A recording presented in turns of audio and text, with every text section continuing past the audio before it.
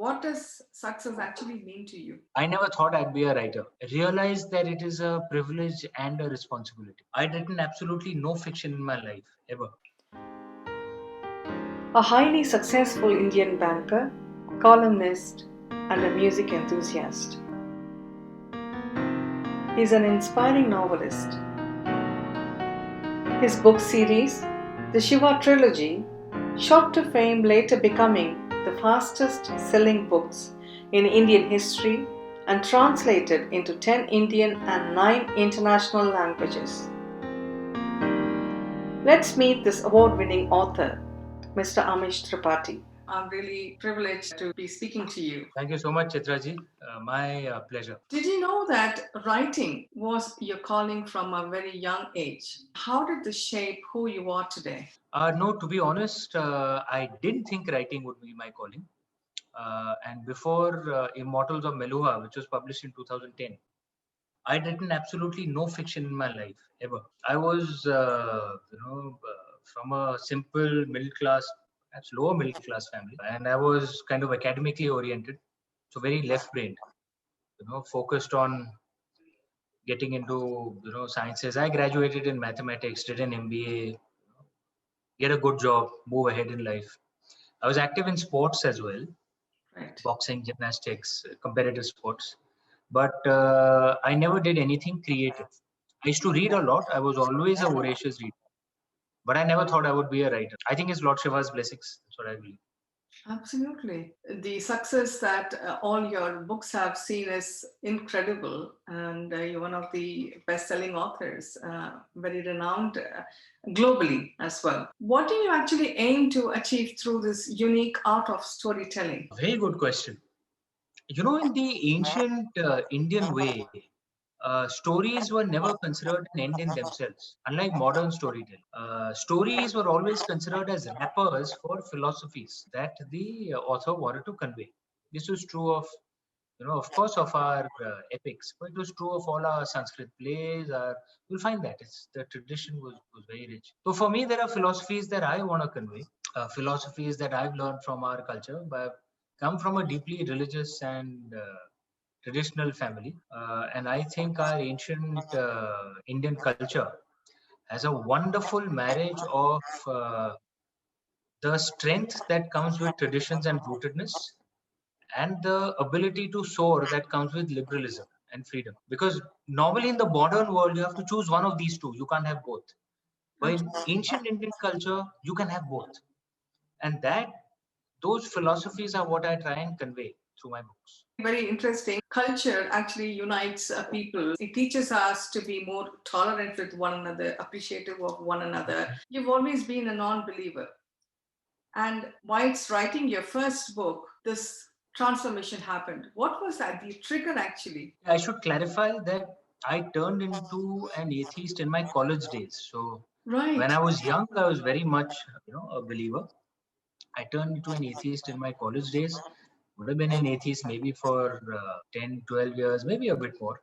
Right. I came back to faith as I started writing the first book. So it was a return to faith. It wasn't a discovery of. Having said that, I always clarify this in the ancient Indian way. There's nothing wrong with being an atheist. Because unlike Abrahamic religions, and no way is better or worse. They're just every way has its strengths and areas of improvement. Sure. In the Abrahamic way, the central pillar around which those religions and ways of life are built is faith. You have to believe in the one God. The central pillar in the Dharmic way, the Dharmic religions, which is Hinduism, Buddhism, Jainism, Sikhism, and faith is important, but it's not the central pillar. The central pillar is dharma, and dharma does not translate as religion. That's a wrong translation. Dharma is that which gives balance to the universe, that which binds the universe together, society together, us, our internal lives together. So, therefore, the central part of the dharmic way is not faith. Central part of the dharmic way is an exploration of dharma. So, in the dharmic way, you can be an atheist and still get moksha if you have if your karma is good. In the dharmic way, even the gods and goddesses are subject to the laws of dharma and karma. as was shown in the Mahabharata with Yeah. Lord Krishna, as was shown Mm. in the Ramayana with Lord Ram.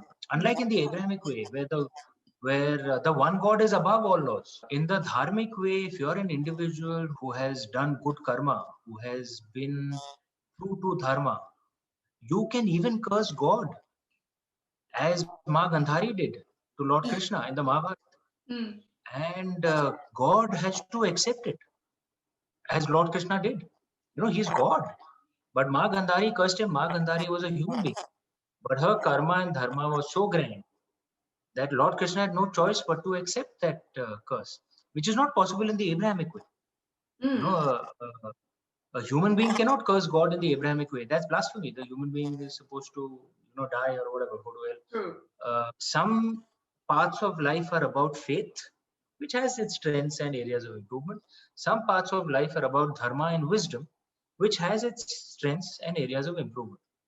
In the Indian way, therefore, to understand there's nothing wrong with being an atheist. The key central principle is that your karma should be good and you should be true to dharma. Very well said. Yes. Dharma, which is righteousness. It's one of those untranslatables, which is why in English, because it's righteousness, it's balance, it's duty, it depends on the context. Yeah. True. There are various levels of dharma. There's Swadharma, there's the Kul Dharma, Yug Dharma, Sanatan Dharma. Your dharma is different from my dharma, Sure. and both of us have to figure it out ourselves, so there's always a context. So it is a very complex concept. It cannot be translated into English that easily. True. One of those Sanskrit untranslatables. Right. As you said rightly, there's nothing wrong in being a non-believer. I have met so many people who are non-believers. Yeah, you'll find though in the Indian way, like, of our major schools of philosophy, depending on how you count it, there are 11 or 12. And the dharmic religions, Hinduism, Buddhism, Jainism, Sikhism, can also be seen as, schools of philosophy. They can be divided into various schools of philosophy. Of those various schools of philosophy, there are some which are theist. Sikh school of philosophy is theist. Vedanta is theist. But Sankhya, Mimamsa, Jaina, Bodha, these are atheist schools. They don't believe in. So even among our major schools of philosophy, many of them are actually atheist. 5 of those 12 are atheist. You'll find the interesting thing in the Indian way as compared to Western New Age atheists, who you find, and I find that very bizarre.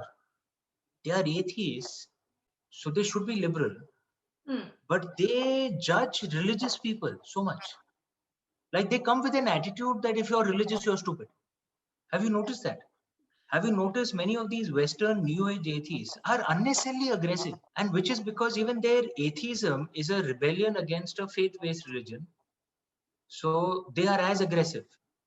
Whereas in the Indian way, atheism or theism, there's no judgment. So there's no need for aggression. You find what works for you, boss. I'm not judging you. I'm a theist, but I'll not judge someone else who's an atheist. And an atheist in the Indian way will not judge me for being a theist. Sure. Yes. Because it is whatever truth works for you. Don't force your way on others. Don't force others' way on you. I find that's one of the bizarre things I find, that many of the modern Western New Age atheists also, in a bizarre way, tend to behave like religious people, like Western religious people, that they will judge those who are not atheist. Yeah. Have you found that? I find that I have. I used to wonder what actually prompts them to be more aggressive. atheism in the West began as a rebellion against a controlling church in the Renaissance era. Yeah. So since the church was aggressive, the rebellion was also aggressive. And that aggression has continued. We have debates, but there's no need. The core concept which removes the need for aggression is the belief that there are multiple truths. That is the key core concept. That is the secret sauce of innate liberalism. That I have my truth and you have your truth. Those who believe that their truth is the truth, and anyone who does not believe it will go to hell and burn for eternity. That's where fanaticism comes from. Yes. And it's not just religious people. You'll find that even atheists and liberals in the West behave like their values are the universal values, that you have to follow their values. Otherwise, you are not liberal by their definition. It's one of those bizarre things in the West. I find liberals defending the bombing of Middle Eastern countries like Libya or Syria because they want to bring democracy and liberalism to them. I haven't found anything more bizarre. You want to kill people to save them. What sense does that make? I mean, and to someone who's grown up innately liberal, which comes from the Indian way of multiple truths, it's like the first thing that comes, apne kaam se kaam rakho na yaar. I have my way, someone else has their way, it's none of my business. I can debate, I can argue, I can try and present my point of view, I can listen to that person's point of view. And if that person agrees with me, great. If he doesn't agree, no problem. His way of life. But this need to convert or kill comes from this belief that my way is the truth. And you find even atheists and liberals in the West behave the same way. They either have to convert or kill the other person. It's very bizarre. How is that liberal? I guess there should be another renaissance. Yeah, just accept the concept of multiple truths. Absolutely. There is no need to enforce your truth on someone else or to surrender and become a doormat to someone else's truth. Discover your own path. Absolutely. I genuinely believe the way Islam and Christianity are practiced in India are also fundamentally different from how they are practiced in other parts of the world. Islam and Christianity in India are also deeply liberal. The Manganiyar Muslims, who are Rajasthanis, they are Muslims. But their vocation is that they sing devotional ballads of the Ramayana. Show me Muslim groups in other parts of the world doing this.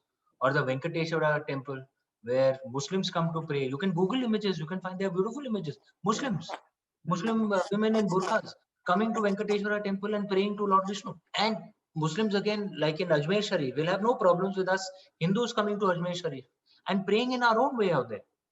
And they'll not tell us, Arey, you have to convert, you have to. No, because they're innately comfortable with multiple truths because they're Indian Muslims. That's very well said. Let's hope that people try to change their mindset and try to accept people as they are, in ways and means they wish to practice. They have to try and present the Indian way to others. Absolutely. If they see value in it, great. If they don't, okay, their choice.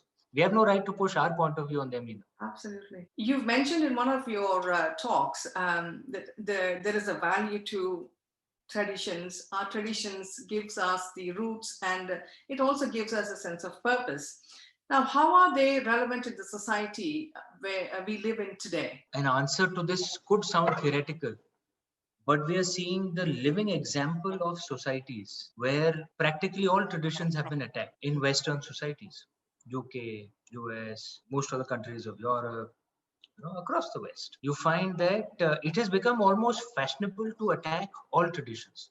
Now, there are some traditions which should be challenged. I'm not denying that. And we do that in India too. There are traditions which are changed. Nothing wrong with that. But if you attack all traditions, okay, and have this attitude of nihilism, that everything from the past is wrong, which is what many liberals try and do today. That everything from the past is wrong, destroy it all, start from scratch once again. What you end up having is a society with no sense of community, no sense of family, no sense of rootedness, and therefore a society of loneliness. Right? And you see that in the West, that there is so much loneliness, which leads to emotional and mental issues. It leads to a weaker society. It leads to, look, ups and downs are a part of life. No one escapes. Right? It will come. It's a part of life. Gautam Buddha had said it so perfectly. Grief is a fundamental reality of the universe. I've had a very difficult, personal time over the last 4 or 5 years.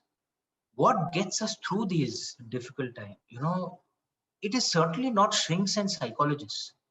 Remember, they make money out of keeping you coming to their office once a month. They don't want you to become better. I mean, it's a selfish interest. They'll give you a balm to get you through that next month, right?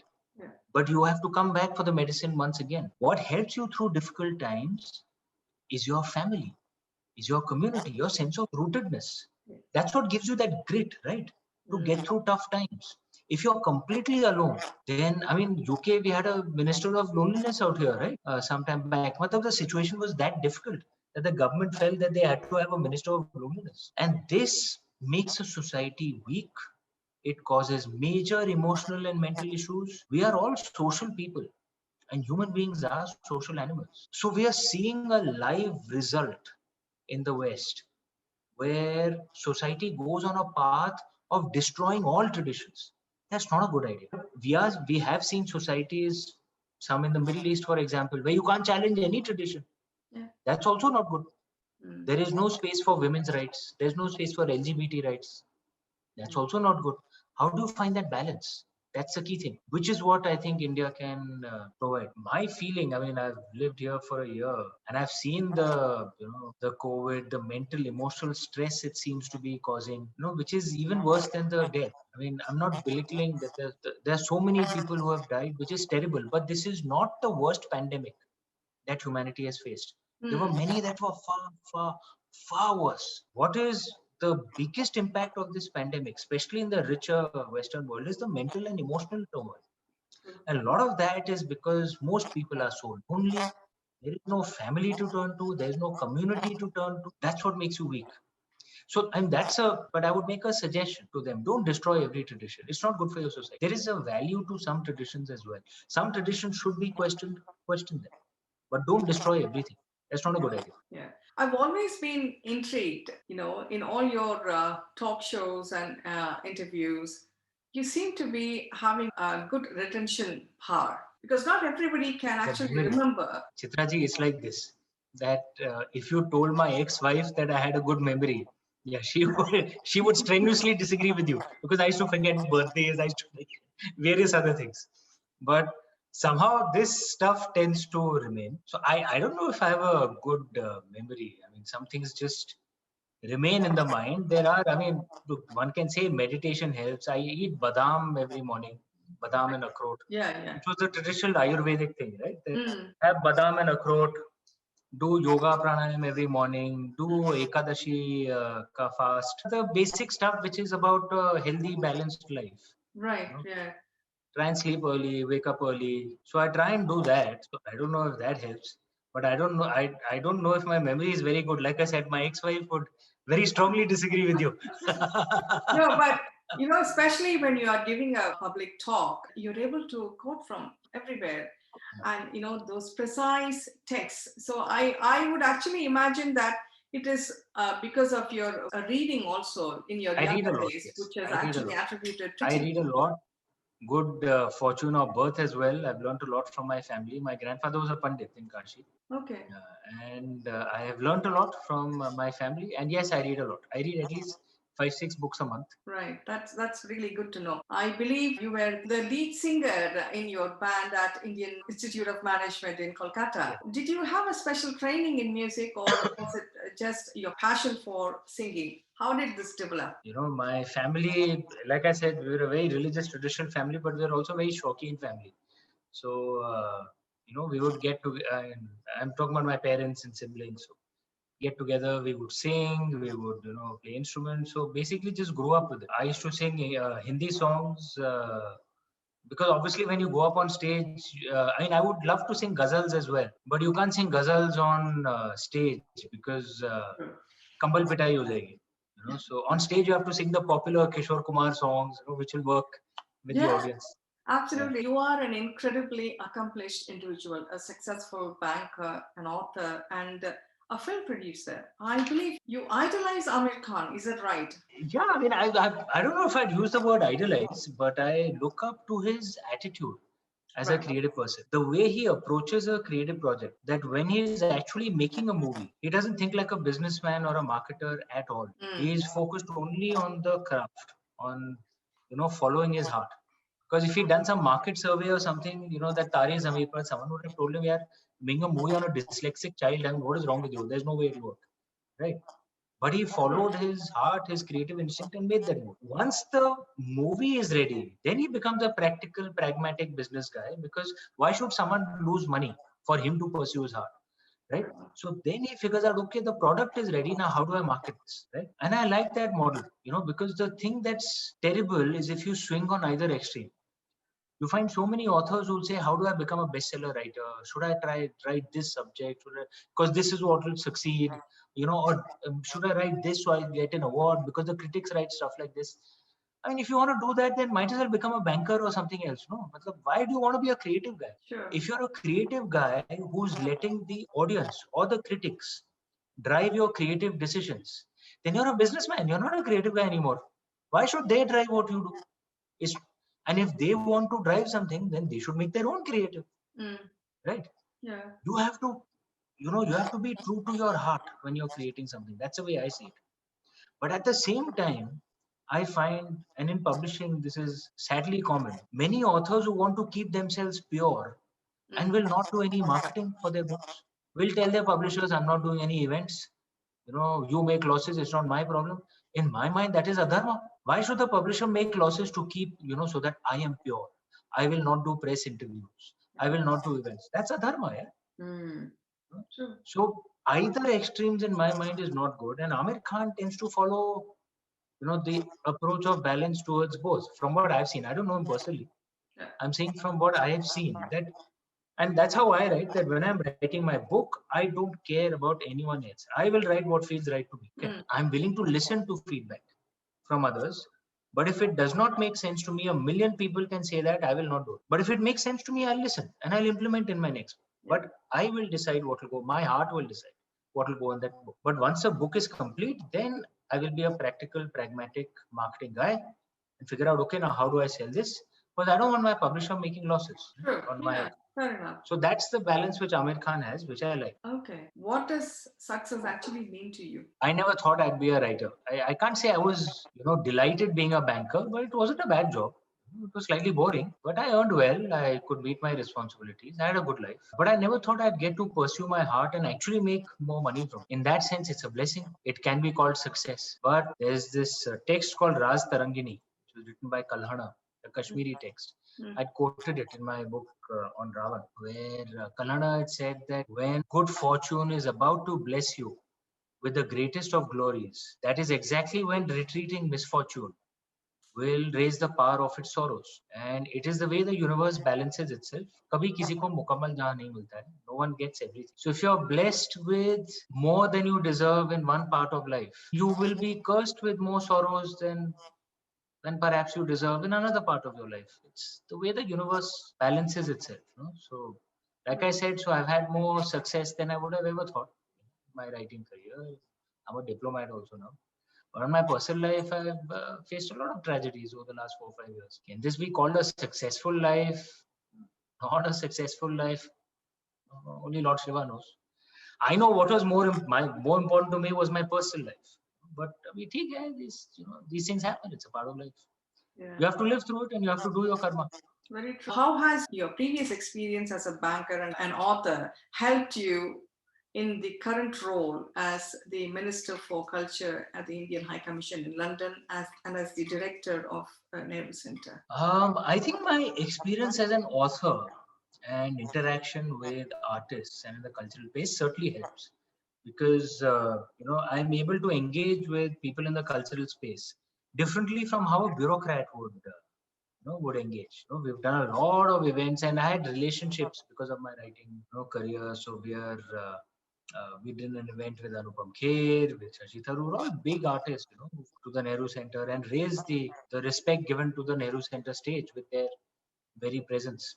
Having said that, I've never worked in the bureaucracy before, in the government before. So there are, of course, learnings out there as well. And every new experience is something to learn from and grow. So the atmosphere in the government is very, very different from the atmosphere in a private sector corporation, as you can imagine. So it's a very different learning curve. And all these experiences, they add value to your life. They make you a more wholesome person. So true. World Music Conference, the theme of which is impact of music and yoga for mental health and well-being, particularly during the recovery of COVID-19. This is something that all of us instinctively know, but it hasn't been scientifically studied. So Shekhar Kapoor, the Oscar-winning film director, is a very dear friend. He had gone to MIT and met this scientist out there, Bengali origin American scientist called Anirban. Brilliant guy, absolutely, utterly brilliant guy. And he's trying. Anirban is working on an experimental framework to prove the string theory, which is right at the cutting edge of theoretical physics. But Anirban is, of course, a brilliant theoretical physicist. In fact, experimental, as well. He's also very deeply entrenched in our traditions and the Vedas and the Upanishads. Right. So I discovered him through Shekhar Kapoor. And Anirban had done this experiment with Shekhar, and he did it with me as well when I went to MIT, where he placed, that you get these, I don't know what they're called, that the headset which they kind of place on you and measure your brain patterns. Yeah. Yeah. Right. He did that. He placed that on the head, and we could see our brain patterns being rendered or shown on a computer. And then he made us listen to Vedic chanting, to Rig Vedic chanting, to Sam Vedic chanting, and most of us, someone had said so wisely, I think it was Shri Ravi Shankar ji who said so wisely, that the biggest problem with our body is it does not want to work. So we have to somehow force it to exercise. The biggest problem with the mind is it does not want to rest. It's buzzing all the time, and how do you make it calm down? That's what meditation is for. How to make it calm down. That's what gives your mind productivity. Just make it rest for some time. So he did this chanting, Rig Vedic chanting and Sam Vedic chanting. I could see the patterns and I was just sitting and listening to it. And he showed me the patterns. After some time, I stopped paying attention to the patterns, but my patterns suddenly became very calm, steady, the brain patterns. Right. Whereas earlier it was all zzz, okay.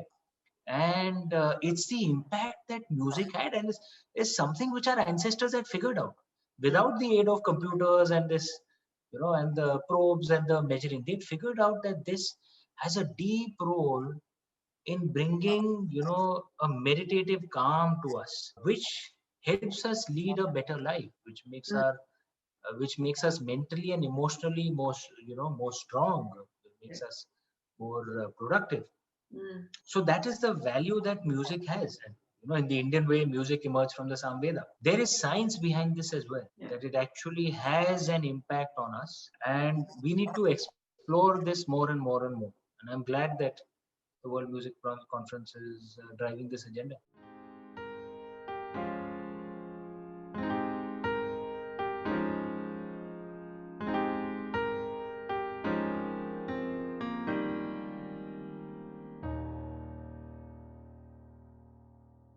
Describe yourself in 3 words. Proud father, devout Shiv Bhakt, patriotic Indian. What is the book that you're planning to read shortly? In fact, there is this book called 1177 BC, which I'm reading. It's a non-fiction book.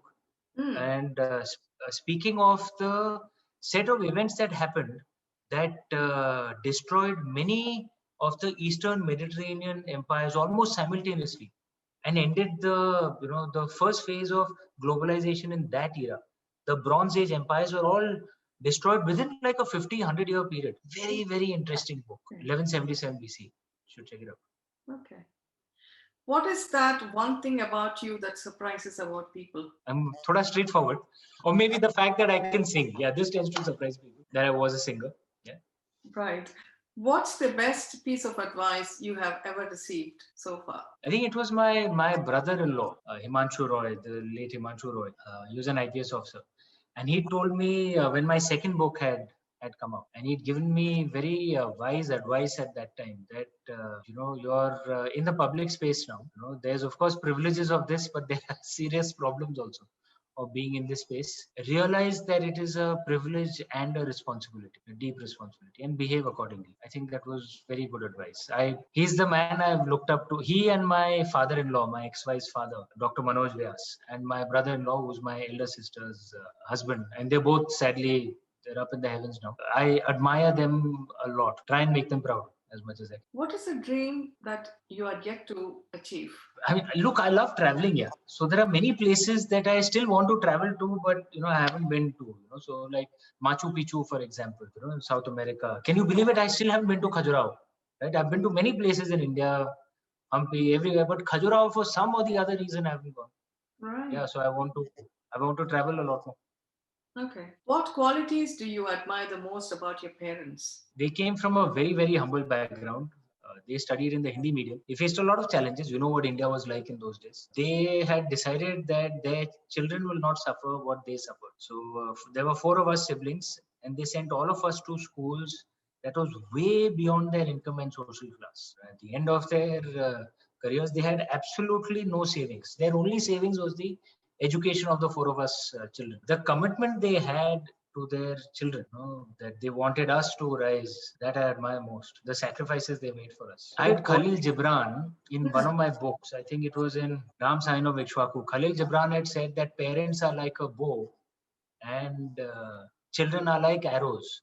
The more the bow bends and stretches, the farther the arrow flies. So, and I dedicated that book to my parents. I'd said that I fly not because I'm special, but because they stretched for me. Amazing. What was your favorite childhood book? It was a fiction book. I read more non-fiction normally, but that was a fiction book by Wilbur Smith called The River God. It was a historical fiction book set in Pharaonic Egypt. It was a fantastic book. I loved it. Right. River God. Who or what have been your most important influences? My family. Almost everything I know of our culture, of our traditions, of our scriptures is from my family. They've been the biggest influence on me. My grandfather on my father's side, my paternal grandfather, my maternal grandmother, which is my grandmother on my mother's side, with my parents, my siblings, my in-laws, my ex-wife, my child, they've all influenced me very deeply. Excellent. Your favorite food? Khichdi. I love khichdi. Really? I absolutely love it. Absolutely. It's my favorite dish. Right. But khichdi has to be eaten properly, right? So you have to have ghee and dahi and papad and buknu, which is a special type of salt, which you get only in our community. Right. And you get it only in areas where there are kanya kopjas, our community. So that papad, achar, ghee, dahi, and khichdi.